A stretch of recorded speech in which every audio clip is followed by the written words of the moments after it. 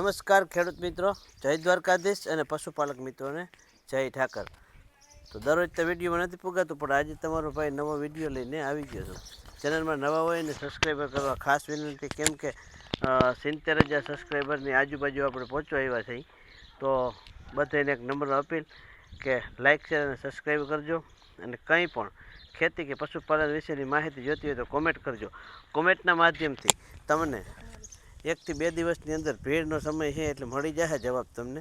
અને ખાસ કોઈને પર્સનલી તકલીફ હોય પશુમાં તો એનો હું તાત્કાલિક પણ તમને કોમેન્ટમાં જવાબ આપી દઈ. તો હવે આપણે આપણા વિડીયોની શરૂઆત કરીએ. આજે વર્ષોથી અમે પશુપાલનનો બિઝનેસ કરતા આવ્યા છીએ. આ 9મા વર્ષમાં મંગલ પ્રવેશ થઈ ગયો છે. અને તમને ગયા વર્ષનું દૂધ ખર્ચો આખું લિસ્ટ કરીને તમને મૂક્યું હતું.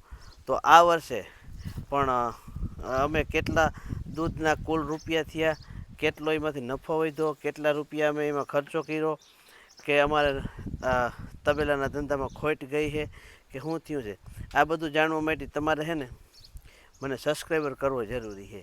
અને ખાસ કરીને સબસ્ક્રાઈબર કરેલું હોય ને તો જ નોટિફિકેશન આવે ને તો જ તમે સારા વિડીયો જોઈ શકો. કદાચ કોઈ મજા આવે એવો ના હોય તો ના જોતા, બરાબર ને. તો આપણે આ રીતનો એક વિડીયો બનાવવાનો છે. આખો પ્રોગ્રામ મેં તૈયાર કરી લીધો છે, પણ કાલના દિવસમાં એ વિડીયો આવીએ. આ વિડીયોની અંદર આજે હું તમને જણાવી દઉં કે મિત્રો, અત્યારે પશુપાલનના વ્યવસાયમાં ડેરી, અમારે માહી ડેરી લીટરે 2 રૂપિયા લગભગ, કંઈથી વધારે હોય તો એ ખબર નથી, પણ 2 રૂપિયાનું કહેતા હતા કે બોનસ આવે છે. તો બોનસે કંઈક અમને વધારે દીધું છે. અને અત્યારે ઉનાળાની સિઝનની અંદર થોડુંક આપણે દૂધ હોય વધારે તો વધારે પણ આપણે બોનસ પણ મળે. ગયા વર્ષે મારે દૂધ વધારે થયું હતું, બોનસ ઓછું આવ્યું હતું. પણ એના એવા નિયમ છે કે ભાઈ ઉનાળાની સિઝનમાં દૂધ વધારે ભરેલું હોય ને એટલે બોનસ વધારે આવે. તો ગયા વર્ષે ઉનાળામાં ઓછું હતું ને આ વર્ષે ઉનાળામાં વધારે છે. હાલ અટાણે ભેહુંનું દૂધ મારે 30 લીટર થાય છે, પણ ડેરી ભરવા અટાણે અમે 25-26 લીટરે જાય. 4 થી 5 લીટર અમારે રાખવું પડે, કેમ કે પાડ્યું છે. પછી બીજી મોટી પાડ્યું છે, જો સામે તમને લાલ મોરી પેરાવલ દેખાય છે, એને છાહ પાવી હોય એટલે આપણે દૂધ રાખવું પડતું હોય. અને પ્લસ ઘીના પણ ઘરાક આવતા હોય, આપણે દેશી ઘરનું જ ઘી, તો આપણે અહીંથી એને ઘી પણ આપતા હોઈએ એટલે થોડુંક દૂધ અમે દહીં કરી નાખતા હોઈએ. અને આ બધો જે હિસાબ છે એ તાત્કાલિક તમને કાલ અથવા તો પરમદીના વિડીયોમાં હાવ ચોખ્ખો બનાવી અને મોકલશું. ગયા વર્ષ કરતાં આ વર્ષે અમે ઓછું કમાણા છીએ.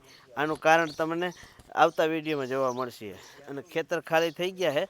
અને જો આ ઘાસ અમે એક બિયારણ કરવા લઈ આવ્યા છે નેપિયર જ, પણ આ કંઈક અલગ પ્રકારનું છે જે બધા નેપિયર થઈ. વારંવાર આપણે તો ખેડૂત છીએ એટલે બધી ટ્રાયો કરતા જ હોય, તો આની ટ્રાય કરી લીધી છે. કેમ કે ઉનાળાની ઋતુમાં આમાં જે કાંટા થાય ને એ કાંટા નથી થતા, એટલા માટે અમે નવું નેપિયર લઈ આવ્યા છે. આની બીજી એક ખાસિયત એવી છે કે આ બહુ ઊંચું થઈ જાય ને એટલે આપણે ટૂંકમાં એને કહીએ કે ઘઈઠું થઈ જાય ને તો એ કઠણ નથી થતું. આપણા ઢોર છે એનો દાંડો ચાવી શકે. તો આ પ્રકારનું અલગથી ઉજેરવાનું છે. ને એક બીજું નવું ઘાસની હજી મારે કાતરી લેવા જ આવી છે. એનો હું સ્પેશિયલ વિડીયો જ બનાવી. એક ભાઈ અહીંથી 45 કિલોમીટર દૂર એની વાડી છે, ત્યાં લેવા જવાનું છે. અને લાલ કલરનું નેપિયર છે, હવે એને બુલેટ 4G કે આવા નામથી ઓળખાય છે.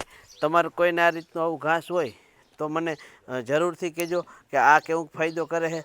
જે પહેલાં નેપિયર એક આવતું ઉપર બાજરીનું ડૂંડું નીકળે આ ટાઈપનું, આ તો પશુ માટે થોડુંક અઘરું પડી જતું લાંબો સમય ખાય તો, એટલે અમે એ તો કાઢી નાખ્યું છે. પણ આ નવું આવ્યું ને જે એનું બિયારણ એ વસાવ્યું છે, તો નફો ખોટ કે કેટલા રૂપિયા વધ્યા આ જોવા માટે તમે આવતા વિડીયોની રાહ જોજો.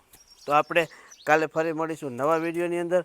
આજે બસ એટલું. અમારે ભેહું નાખવાનું ટાણું થઈ ગયું છે. તો બધાને હર હર મહાદેવ, જય દ્વારકાધીશ.